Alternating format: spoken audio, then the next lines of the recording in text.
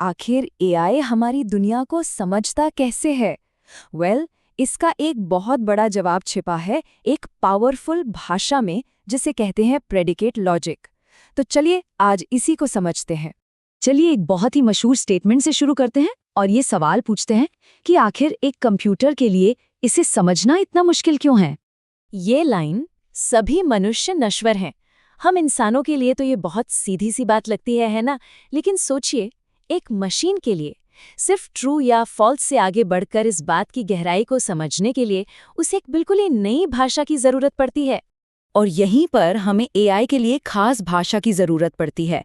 एक ऐसी भाषा जो सिर्फ आसान फैक्ट से कहीं आगे जाती हो। मतलब अब टाइम आ गया है अपने लॉजिकल टूलकिट को अपग्रेड करने का। तो यहाँ आता है प्रेडिकेट लॉजिक। इसे फर्स्ट ऑर्डर लॉजिक भी कहते हैं और यकीन मानिए ये एक बहुत बड़ा अपग्रेड है। ये एआई को सिर्फ सही या गलत के दायरे से बाहर निकालकर दुनिया की चीजों, उनकी खासियत और उनके आपस के रिश्तों को समझने की कमाल की ताकत देता है। ठीक है, तो चलिए अब इसके बेसिक बिल्डिंग ब्लॉक्स को समझते हैं। मतलब दुनिया की चीजों को नाम कैसे दिया जाए। आइए इसे तोड़कर देखते हैं कि ये काम कैसे करता है। और इसके लिए हम एक क्लासिक उदाहरण लेंगे और स्टेप बाय स्टेप एक लॉजिकल स्टेटमेंट तैयार करेंगे। तो सबसे पहले आते हैं कॉन्स्टेंट। इन्हें आप हमारी भाषा के नाउन्स या संज्ञा की तरह समझ सकते हैं। मतलब किसी खास चीज या इंसान का नाम। जैसे यहाँ पर है सोक्रेटिस।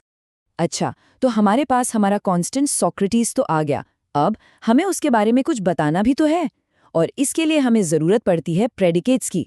ये किसी चीज़ की प्रॉपर्टी या उसके बारे में कोई जानकारी बताने का काम करते हैं। और देखिए, जब हम इन दोनों को मिला देते हैं तो हमें क्या मिलता है? ह्यूमन सोक्रेटिस, जिसका सीधा सा मतलब है सुकरात एक इंसान है। है ना कितना सिंपल और पावरफुल तरीका अपनी बात कहने का? ठीक है, ये तो हुई किसी एक खास इंसान की बात। पर अगर हमें कोई जनरल रूल बनाना हो, जैसे कि कोई भी इंसान, तब क्या करेंगे? यहीं पर एंट्री होती है वेरिएबल्स की। ये बिल्कुल मैथ्स के एक्स या वाई की तरह है। मतलब किसी भी चीज के लिए एक खाली जगह या प्लेस होल्डर। तो अब बात करते हैं प्रेडिकेट लॉजिक की असली सुपर पावर की, और वो हैं क्वांटिफायर्स, यानी सबके लिए नियम बनाना। सच कहूं तो प्रेडिकेट लॉजिक की सारी ताकत यहीं आकर पता चलती है। यहीं पर सारी चीजें एक साथ जुड़ती हैं। तो चलिए फिर से देखते हैं। हमारे पास एक फैक्ट है ना? ह्यूमन सोक्रेटिस, मतलब सुकरात एक इंसान है। ये बात पक्की है।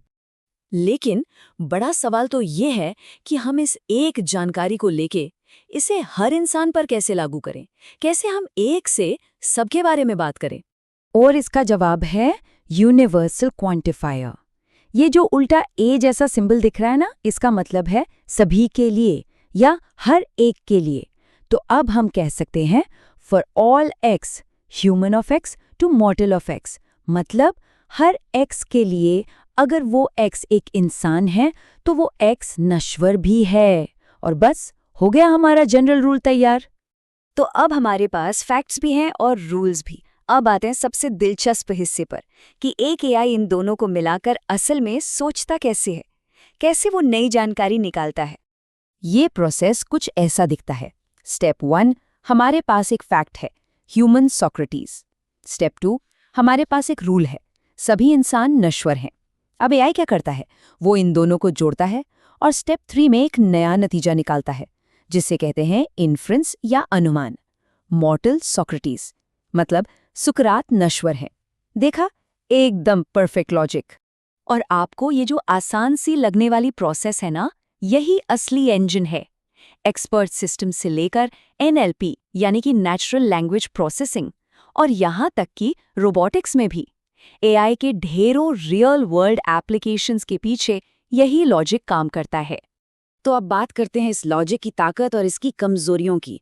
देखिए, किसी भी टूल की तरह प्रेडिकेट लॉजिक भी कोई जादू की छड़ी नहीं है। ये परफेक्ट नहीं है। तो चलिए इसके फायदे और नुकसान दोनों पर एक नजर डालते हैं। तो इसके फायदे क्या हैं? सबसे बड़ा फायदा तो ये है कि ये बहुत एक्सप्रेसिव है। मतलब हम चीज़ों, उनकी प्रॉपर्टीज और उनके रिश्तों को बहुत साफ साफ डिफाइन कर सकते हैं। और यही चीज़ एआई को तर्क करने के लिए यानी रीजनिंग के लिए एक मजबूत और भरोसेमंद फाउंडेशन देती है। लेकिन इसकी कुछ कमियां भी हैं। जैसे जैसे सिस्टम्स बड़े होते जाते हैं, ये लॉजिक बहुत ज़्यादा कॉम्प्लेक्स और स्लो हो सकता है। और सबसे बड़ी दिक्कत ये है कि ये अनिश्चितता यानी कि अनसर्टेनिटी को नहीं समझ पाता। असल दुनिया हमेशा ब्लैक एंड व्हाइट, हाँ या ना में तो नहीं होती ना। और बस यही आकर प्रेडिकेट लॉजिक स्ट्रगल करने लगता है। और इन्हीं कमियों की वजह से आज का मॉडर्न एआई सिर्फ अकेले प्रेडिकेट लॉजिक पर डिपेंड नहीं करता, बल्कि ये अक्सर मशीन लर्निंग और प्रोबेबिलिस्टिक रीजनिंग जैसी दूसरी टेक्निक्स के साथ मिलकर एक टीम की तरह काम करता है, ताकि दुनिया को और भी बेहतर ढंग से समझा जा सके। तो ये सब हमें एक बहुत बड़े सवाल पर लाके खड़ा कर देता है कि जैसे जैसे एआई और भी स्मार्ट और ज्यादा विकसित हो रहा है, क्या इस तरह का फॉर्मल लॉजिक आज भी काफी है, या फिर क्या हमें सोचने के लिए बिल्कुल नए तरीकों की जरूरत पड़ेगी? ये एक ऐसा सवाल है जिसका जवाब ही एआई का आने वाला कल तय करेगा।